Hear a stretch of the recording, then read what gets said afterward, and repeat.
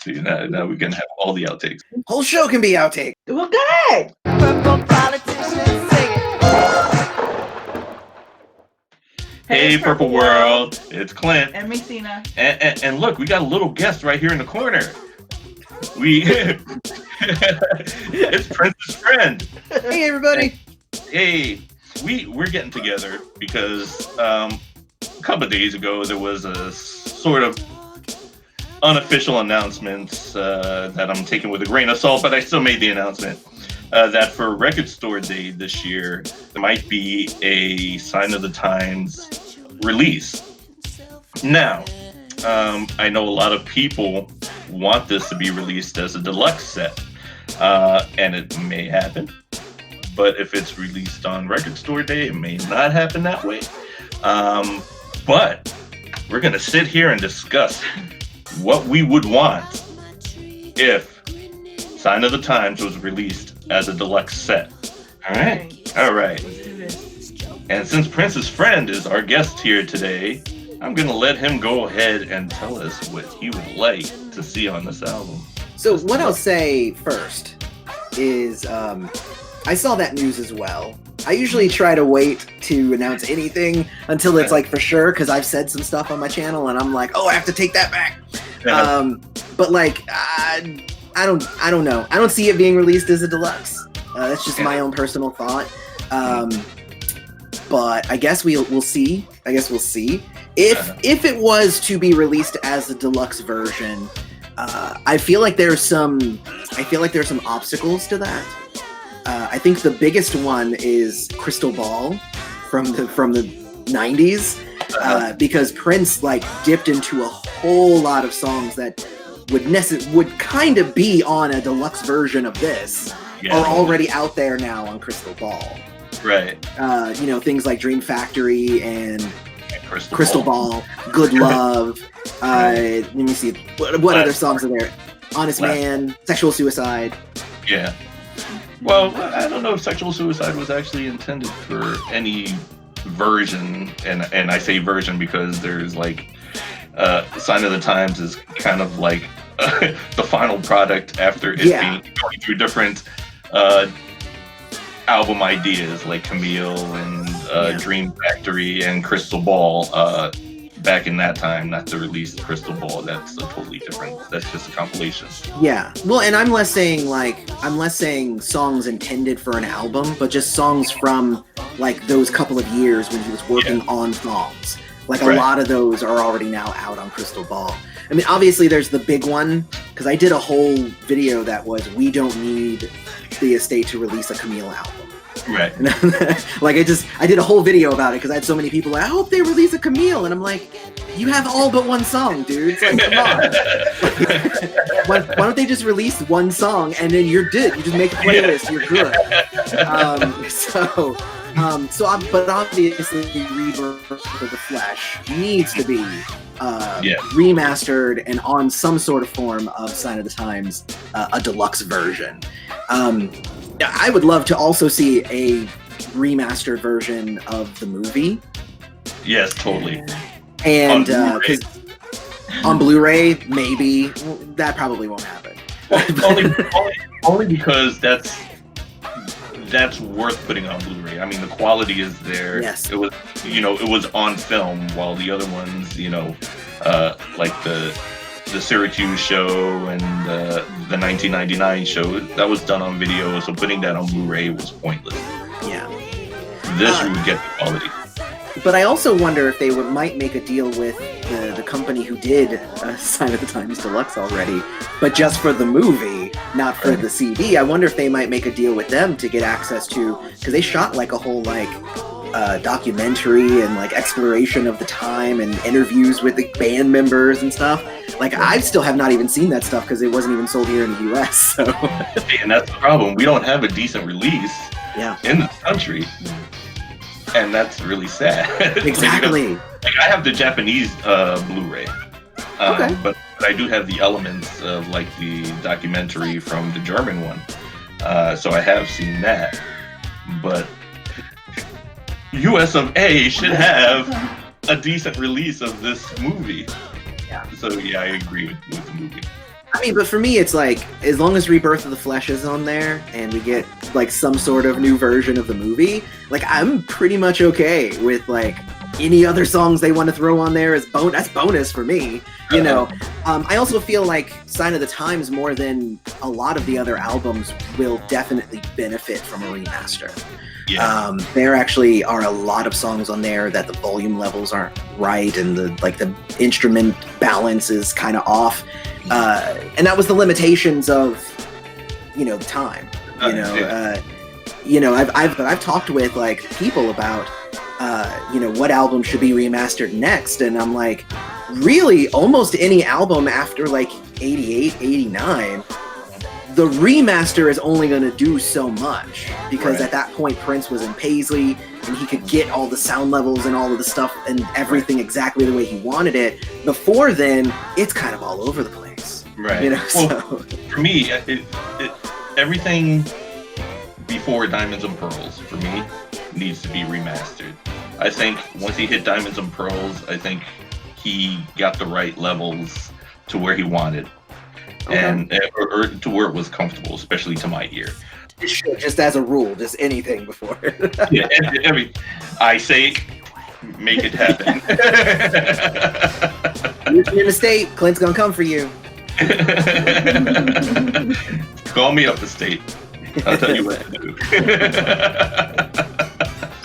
Do you have any ideas?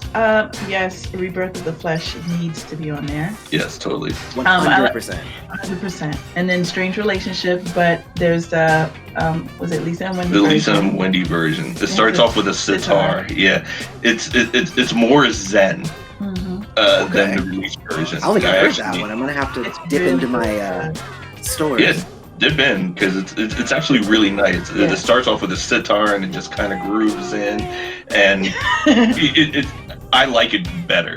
Yeah. And you could totally taste Lisa and Wendy all over that.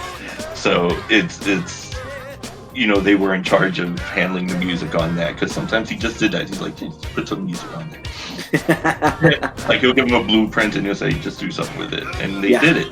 And also the rehearsrsal version. There's a rehearsal version. I like that. Okay. See, that's where you mess with my brain now. Why? Not in a bad way. Oh. You just put a conflict in.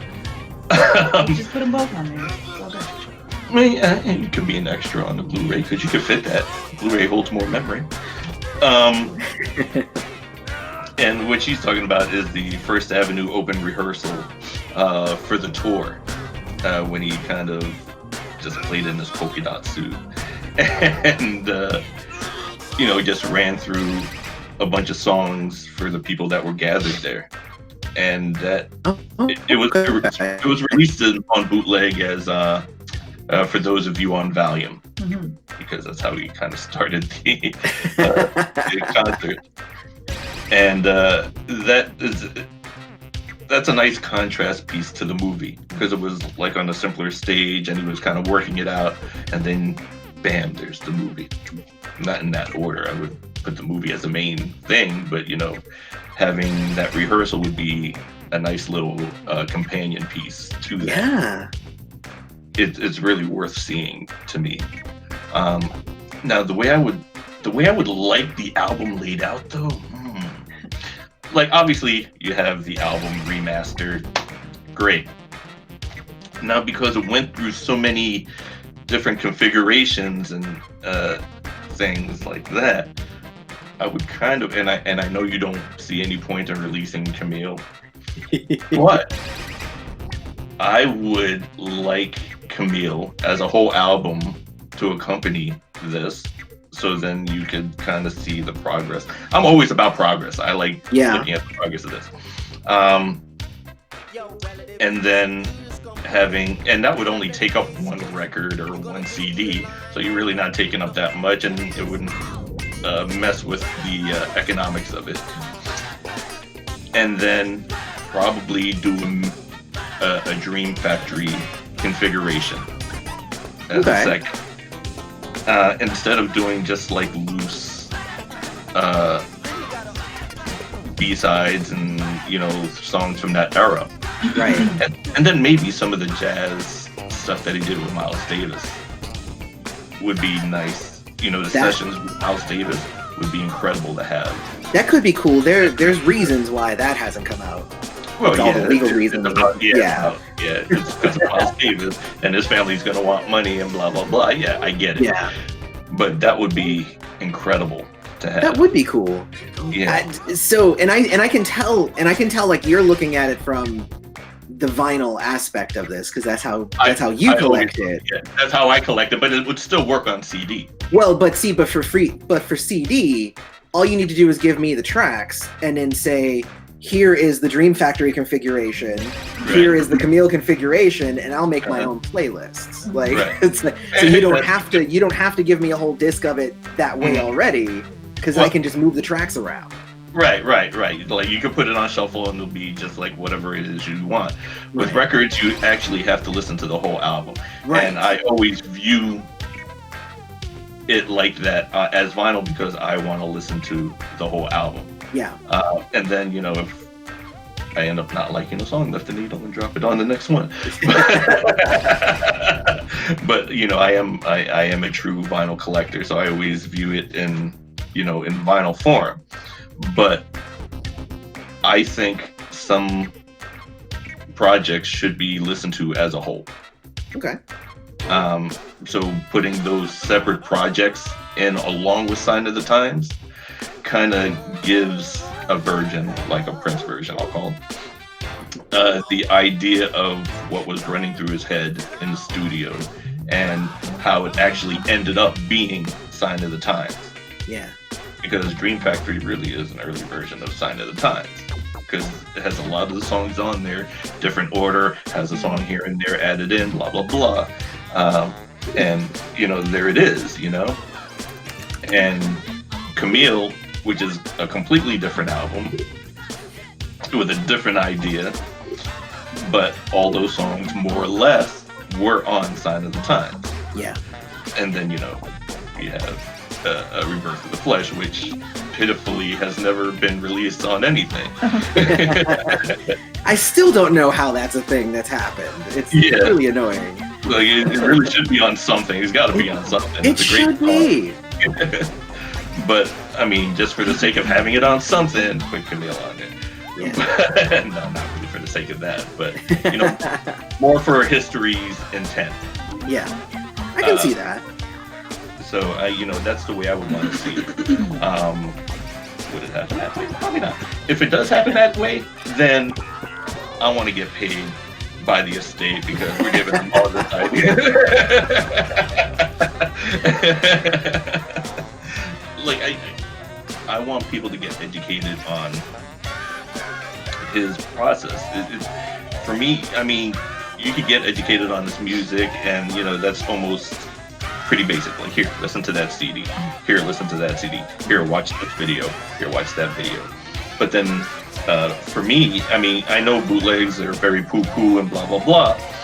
But now that he's passed, they're obviously digging into the vaults and presenting him. And my thing with the bootlegs is that it shows his history. It's showing his process. It's showing you what he was thinking. It's showing you what he loved and you can usually tell what he loved because he sticks to it. Yeah. Sometimes, you know, you just have one version of one song and it's still sitting in the vault. But then, you know, when you find 5 versions and, you know, he's still working on it, it's still on his brain and he wants to do something with it, he just hasn't found the right thing to do with it yet. Yeah. And, you know, things like that really brings me closer to the man, I guess you could say. I can see that. Yeah. So, yeah, that's what I would want. Damn it. I feel like that really long tangent from both you and I feel like we cut Masina off. Like, she doesn't have it. No, I'm kidding. Go for it. Place in Heaven and All My Dreams. All My Dreams, definitely. Yeah. Yeah.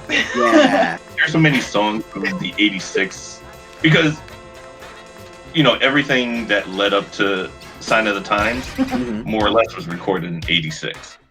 And he had so much stuff in 86, and if we pulled everything out of 86, it'd be like a 30 CD set. So I mean, going that route just would be impossible, Yeah. obviously. But I think presenting everything as its own separate project would be really. I mean, that could be good too, especially since some of the versions of the songs are slightly different as well. Yeah. You know, like if you listen to Dream Factory, like I think the I Can Never Take the Place of Your Man, it's got like it's slightly different. Yeah, Like, it's not exactly got the a same. longer centerpiece. It has a breakdown that they cut out. Yeah. That guitar break where it kind of just So it could be worth it to hear those other versions. Yeah. But I think a release of that type is more useful for vinyl collectors than it is for like a CD collector where, like, again, if you tell me the orders that the songs are supposed to be in, I'll go listen to them. Like, I'll make my own playlist and make it happen. Well, then we'll just do it on vinyl and you can get whatever CD you want. Yay! I like how we're making such decisive choices here, as if we have any control over them. Yeah, you know, right? But yeah, I think it would be pretty interesting with that one. There's another song too, Witness for the Prosecution. Was that out? That was around that time too, right? It was around. Yeah, it was '86, and I think it was one recorded later on. There's one that's like a rock version. And then there's one that's kind of more poppy. Okay. I think I've heard the rock one. I guess we'll just see how it's going to happen, right? And we'll appreciate what you do for us. Thank you. Yeah. Yeah. Don't be so Well, I mean, so far though.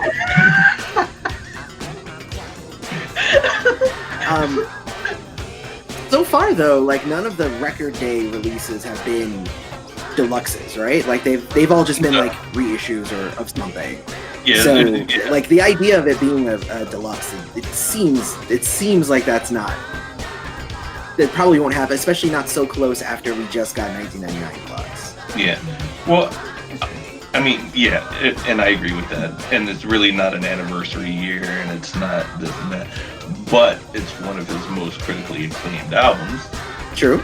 So if anything, that should be enough to do it. But I know.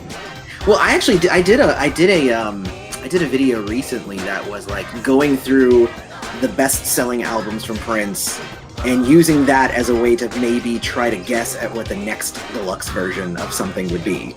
Like, because they're obviously going to do the deluxes for the ones that they think they can sell. So right. it's like, well, it's going to be the best-selling ones, basically. yeah. So my best-selling? thought is it would either be Around the World in a Day, or Diamonds and Pearls. Diamonds and Pearls, yeah. Those two would be the two, because then out of the top 5, 2 of them have already been released: 1999 and Purple Rain, and then the other ones are Around the World in a Day, Batman, and Diamonds and Pearls. The likeliness of it being Batman, I don't see it. We're in an anniversary year for Batman, though. Are we? 2024 would be the next anniversary date. Wait. Oh, it came out. It came out 89. So 2024 would be the next anniversary. So I would think it would. So for me, Around the World in a Day or Diamonds and Pearls, if they're sticking to what sold the best. Mm-hmm. But I'd be okay with Sign of the Times too, because I believe that album would benefit also hugely from a remaster. Yeah, it needs a remaster, to be honest. But anyway, that's where we're going with that, and we're gonna call up the estate. And if you want in, I'll drop your name in too. Please do. Tell them I think so too. Because we need a little more, we need a little more backing. Honestly, if what you're gonna call them and say is you better do the deluxe version of Sign of the Times, the entire Prince community is behind you. Yeah, totally. I'm gonna call them all up. But anyway, thanks for being with our show, man. No, thank you for having me. This has been amazing. Well, that was Prince's friend, Masina. and Clint. Peace and be wild, everybody. Be wild.